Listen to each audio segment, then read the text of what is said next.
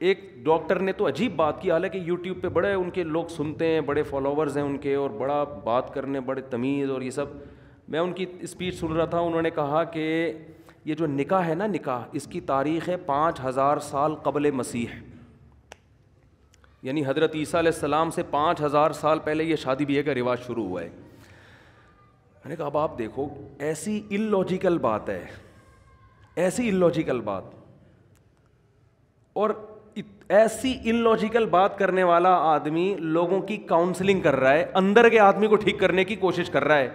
یاد رکھو, باہر اس باڈی کو ٹھیک کرنا آسان ہے, اندر کے ٹھیک کرنے کے لیے تو بہت زیادہ مینٹل لیول اوپر ہونا چاہیے آپ کا. سمجھتے ہیں کہ نہیں سمجھتے؟ یعنی اس کا مطلب یہ ہوا کہ حضرت عیسیٰ سے 5000 سال پہلے جو دنیا بھر میں آبادی پھیلی ہوئی تھی, وہ ساری زنا کرتی تھی, بدکاریاں کرتی تھیں. اچانک کوئی گول میز کانفرنس ہوئی ہے, ان سب نے بیٹھ کے یہ عزم کیا آج سے ہم کیا کریں گے, نکاح والی زندگی گزاریں گے. سمجھ میں یہ ممکن ہے عقلاً؟ یعنی اتنی مہذب بن گئی, اور پھر پوری دنیا میں نکاح کا رواج شروع ہو گیا. پھر اب جا کے 100-150 سال پہلے ختم ہوا ہے. کیوں؟ اس لیے کہ گورے نے لکھ دیا, کسی محقق نے, انہوں نے محترم نے کسی کتاب میں پڑھ لیا ہوگا, گورے نے لکھ دیا. اور گورے نے کیوں لکھا؟ کیونکہ اگر آپ یہ مانتے ہیں کہ نکاح ہمیشہ سے ہے تو آپ کو پیغمبروں کو ماننا پڑے گا.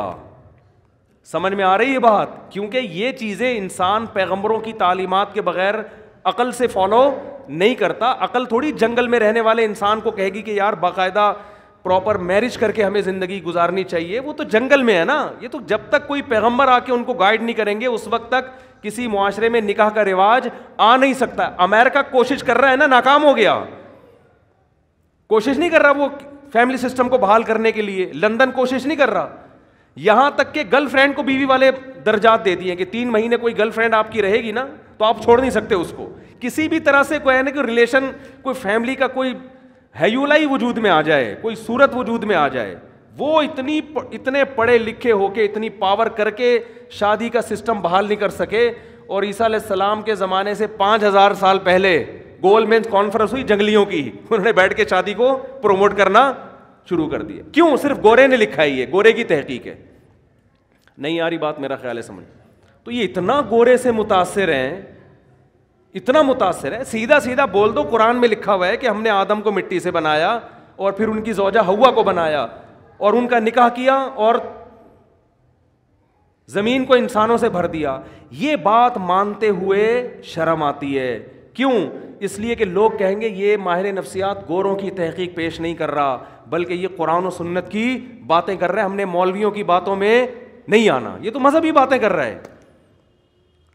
قرآن نے دو ٹوک لفظوں میں کہا ہے کہ بھئی انسان کی بنیاد نکاح سے شروع ہوئی ہے, زنا سے شروع نہیں ہوئی ہے. زنا بعد میں آیا ہے, نکاح قدیم ہے.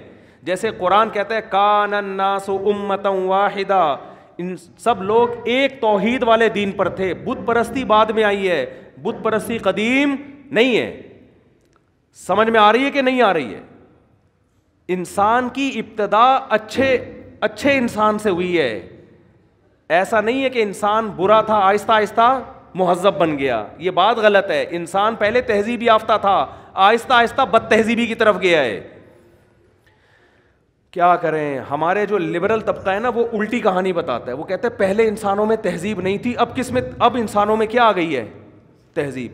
مذہب یہ کہتا ہے پہلے انسان تہذیب یافتہ تھے, آہستہ آہستہ بد تہذیبی آئی ہے, شرک آیا ہے, زنا آیا ہے. پہلے تو میرج سسٹم تھا, پہلے تو خاندانی نظام تھا, پہلے تو توحید تھی, ایک خدا کی عبادت پیغمبروں کو لوگ مانا کرتے تھے.